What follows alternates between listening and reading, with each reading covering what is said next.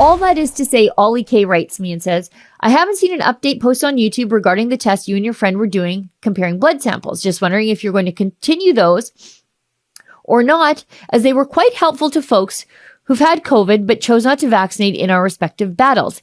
Keep up the great work. So I just told you why we ended the testing. And we ended it because, well, the vaccines obviously didn't work. And as it turns out, both of our test subjects were naturally immune. But it was one of the most emailed stories that I got because people were constantly reaching out to me. How do I do this? I'm curious. And it was a little bit expensive, but it was kind of affordable, just to prove a point. The testing was, like a couple $100 every month. And our T-cell tests, I think, were about $300 a piece. But, we just wanted to use our own bodies to prove how unscientific everything is. So I thought, out of curiosity, that maybe we would go back and just get our immunity levels tested again to see now how long natural immunity maintains in the blood, because the doctors are saying, well, you can't trust natural immunity, but we do have tests that show us how long we can trust it if we're willing to take it. But unfortunately, the testing company that we used has gone into hibernation because, when I started going there, it was really busy because this blood testing that they were doing, your doctor, even if he tried to order it for you, the Central Alberta Government Lab would step in and say, no, you can't do this test. You can't tell people how immune they are to COVID. So they saw a real boom in business because people like me were trying to prove a point. Some people wanted to know if they had ever even had COVID. They wanted to know if they had the antibodies. They wanted to know how effective the antibodies were so that they could make an informed decision before they chose to vaccinate. Well, as it turns out, the vaccines didn't do any good either. But going on the information at the time, this is what people were trying to do.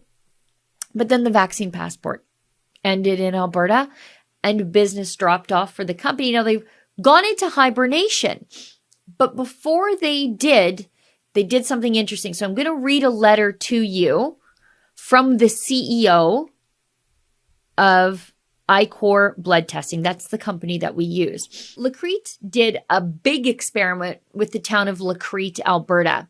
Lacrete is a mostly Mennonite community at the end of the road in northwestern Alberta. And they, despite what the province asked them to do, they never closed their churches, they never closed their businesses, and they never imposed a vaccine passport up there.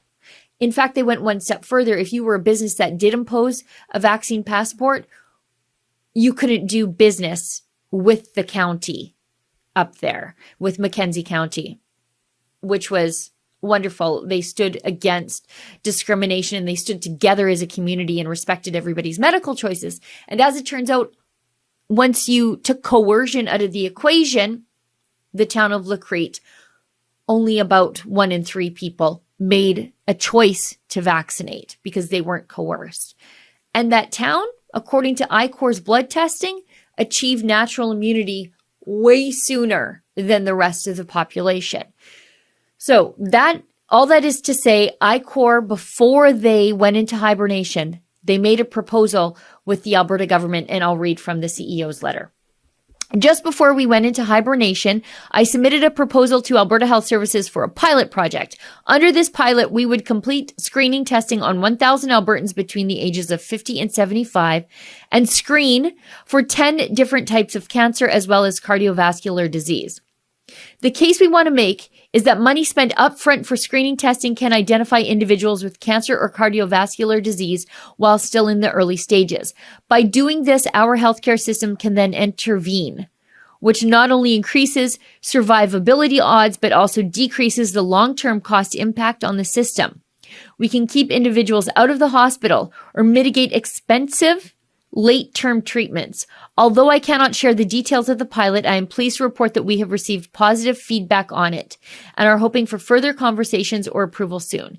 The outcome of this pilot if positive and demonstrating value, could then set the stage for an I-Corps resurgence focused on government-backed preventative screening testing.